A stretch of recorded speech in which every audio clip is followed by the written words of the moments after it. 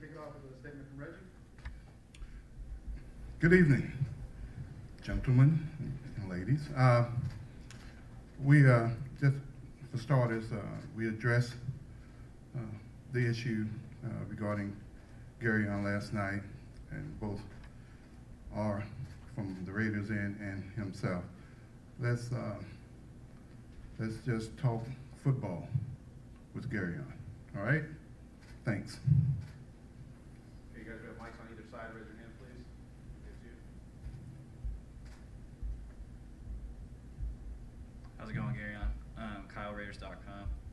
So, you were a captain at Ohio State. Can you talk about your leadership ability a little bit and what you're going to be able to contribute in the locker room?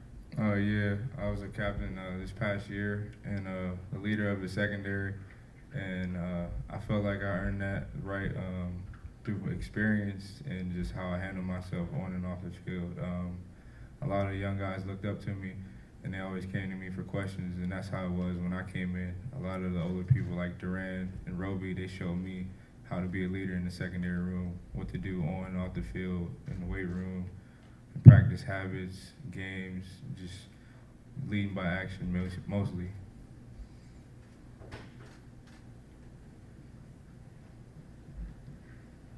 Hi, Gareon, Levi Damien from SB Nation.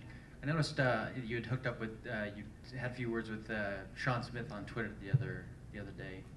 Have you connected with him much other than that? And can you tell us about that and what it's like to be teaming up with him now? I mean, it's an honor to be a teammate of his and just to be a part of Raider Nation. And I haven't talked to him before that previously, but I've just seen somebody had told me that he shouted me out, so I wanted to get back to him and show my appreciation. Gary and Chris Matthews with the KLAS in Las Vegas. I got to ask you, it's such a unique situation now. You get drafted here by the Oakland Raiders.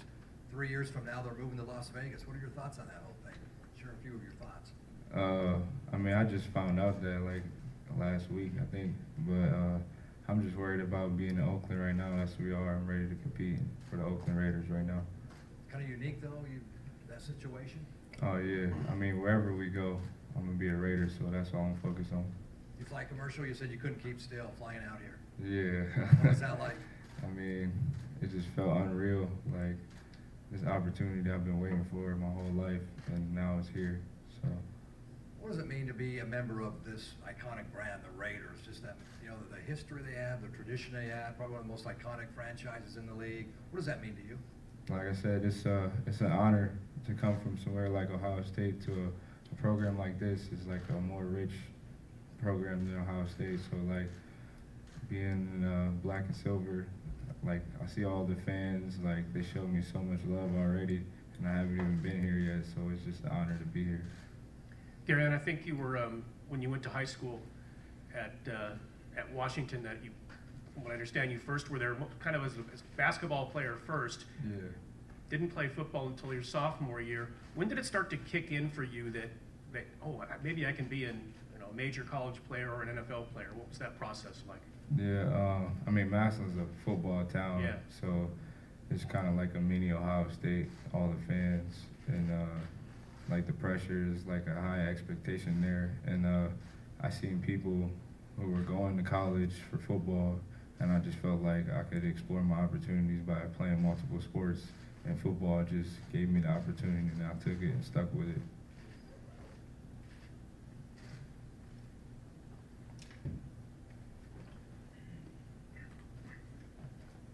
So, just take us through what it's been like, what your life has been like since last night, since the pick, between then and now. I mean, it was a short turnaround, but I know last night when I got that call, like I couldn't even hear the phone call because my family just like tackled me as soon as I put my phone in my ear, and like I said, I've just been shaking ever since. Like it's just unreal. Like if it's the most proud I've ever been in myself in my life, because this is like a once in a lifetime opportunity, and I'm just thankful to have it. Probably like 4 hours. Yeah, Gary, following up a little bit on Jerry's question here. So you weren't playing football. You learned to play football, obviously. What is it you like about football, and what didn't you like about it before you started playing, and how have you come to like it so much? It wasn't that I didn't like it. I was kind of like forced to play it, so like I was just like I didn't want to do it just because I was forced to. I wanted to do something that I wanted to do, but I learned to love it, and I'm just a competitor all over. Like in football, I feel like it teaches you life lessons on and off the field, and I like that about football, and just the high competition on football, and being a corner, like you're on an island out there, and it's competition at the highest level every day. Reggie, don't punch me, but what have you learned in the last week about everything? You said off the field you learned stuff, right? Yeah, it's to keep faith, always have a tight support system, and just trust in yourself and never lose faith. Thank you. You were part of a secondary that had 3 first-round picks, obviously working with those NFL caliber players. What do you think that taught you working with that group, and do you think that it may have helped you to get ready for the next level? Yeah, definitely. At Ohio State, we have a high standard, high expectation to be the best, and I feel like those guys push me every day because those guys are NFL caliber players as well, and they made me a better NFL caliber player. And just going out there and competing every day, like practices, some of our practices were harder than games, and I feel like that's what prepared us to be those NFL caliber players. You mentioned that you hadn't really played much inside until last season. What prompted that move inside, and how was that transition for you? We played Nebraska, and they had like a real good slot receiver, and my coach, he asked me if I could get it done. He just said he needed somebody to lock the guy up in the slot, and I said I can get it done.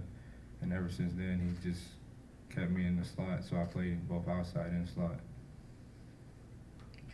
Jack, Ed Graney from the Review-Journal Las Vegas, you actually talked about this in Arizona, I think, about the culture you wanted to bring as a head coach on and off the field. Can you talk about that and expound on that, on what your team has done a really good job with that, of building a culture of on and off the field with good guys and everything, and what you want from him and from everybody on your team as you build this? Yeah, Reggie's done a great job, even prior to my getting here, of making sure that we're identifying good people that are committed to the team, to the organization, to being respectful of each other, being good teammates, to coming in and busting their butt to help us win a championship. And when guys come in new, as you continue to grow it, you get guys like Derek Carr and Khalil Mack that are now taking the torch, and they're showing the guys that come in what it looks like. The Rodney Hudsons, the Donald Penns, all these guys, they're grabbing he'll start meeting them when he comes back in and starts working with the team. But this weekend for the mini camp and throughout the off season. But that's what happens. So it's about the players end up taking that message and then making it their own, and we've created that culture, and now it's a matter of sustaining it and adding a guy like this right here, Gareon, really a good young man who's been a great teammate, and we want him to come in here and be a great teammate here as well. Gareon, your final game of your college career, the Fiesta Bowl against Clemson, you drafted into the AFC West Mike Williams as well. You'll be seeing him twice a year. What was that battle like for you in that game, just that matchup, and maybe just moving forward of just seeing him a couple times a year for the foreseeable future? Yeah, I knew he was a great receiver, watching film on him all year, and I knew he was like projected high, and that battle in the game, it was a real good battle, and I feel like he's probably one of the best receivers I went against all year last year. Props to him, but I'm always going to compete against him, and I look forward to seeing him again.